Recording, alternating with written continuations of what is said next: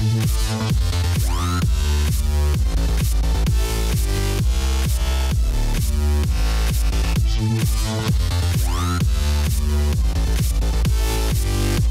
right, guys, Excalibur. I'm here at Dallas Comic Con, and I am with Ken Page, the legendary Ken Page. Oh, yeah, we gotta put that tag to you, man. Yeah, I'll take it. You've done like 2 of my all-time favorite movies, man. So, yes.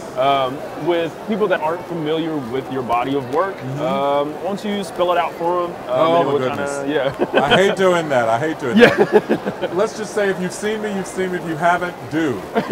There, how's that? Keeps it short and simple, short and simple.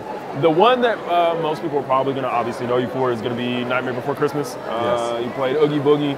Absolutely creeped me out when I was a kid. So just so you know, had that going Good. for you. So what was that process like for you working on? What was argue like one of Tim Burton's probably most highly regarded, but also like one of his first like animated films that he did. So what was that process like for you, like providing your voice and getting ready to put your own spin on a villain that he just kind of pulled out of his hat, obviously?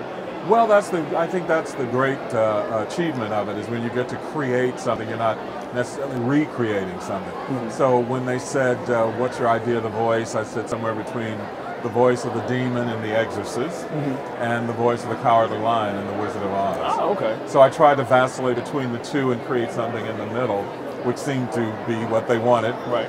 And the fun of it was knowing that you're doing something that's going to be there forever. Yeah. We all love the villains in all the movies we've ever seen. Absolutely. So getting to be a Disney villain and a Tim Burton villain was a great pleasure and great honor, and here I am today still. So yeah, there you go, man. Yeah. And then obviously All Dogs Go to Heaven. No, Yeah. that one. Yeah, All Dogs Go to Heaven. But let's just talk about your career for a little bit. Like, how long have you been in the industry? Like, how long has it been? Well, I did my first professional job in 1975, many years before you were born. Yeah.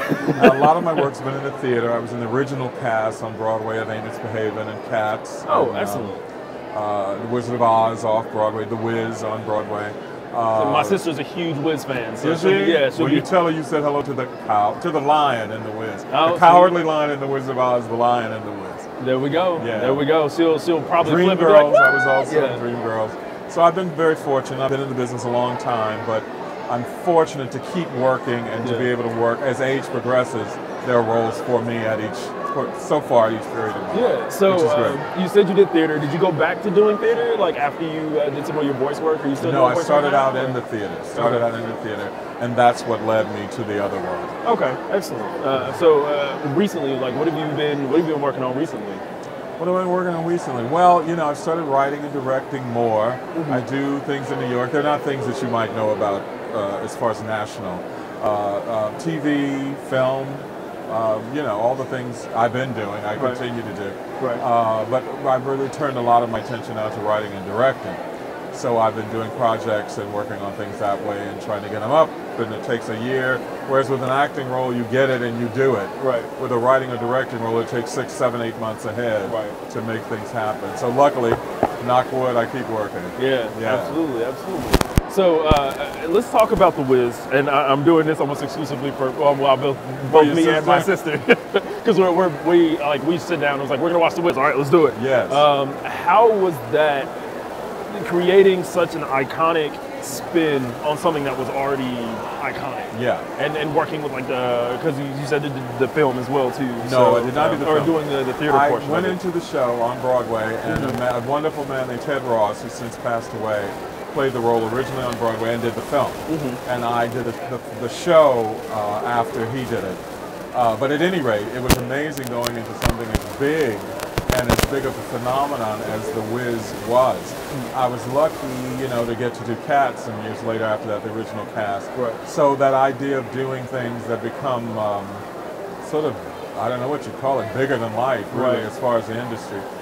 They're doing a TV musical version of The Wiz. Oh, that's coming awesome. up. They are the people that did Peter Pan and Sound of Music. Excellent. So I'm knocking on wood again that they'll call me. Yeah. Call me. Call this man. So I can lay that down forever.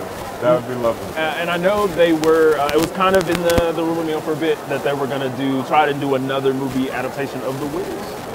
So I don't know if you like had any wind of that, or if you were involved in that in any capacity, or. Well, I think, if I'm not mistaken, this might be the same project. Okay. Because when they do it on television, it'll be a live film version of the stage play, but it will also be filmed. Which means then, of course, it'll be on DVD and it'll be there. Excellent. Yeah, I'm pretty for myself about like 1,000 copies. Yes.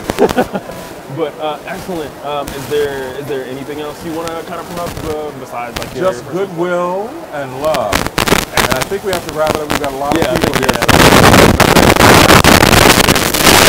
Again, absolutely great to meet you. Yeah. Especially for, again, two films that I thought were iconic. And again, for your work on The Wiz, of course. My pleasure. Tell your sister to ease on down.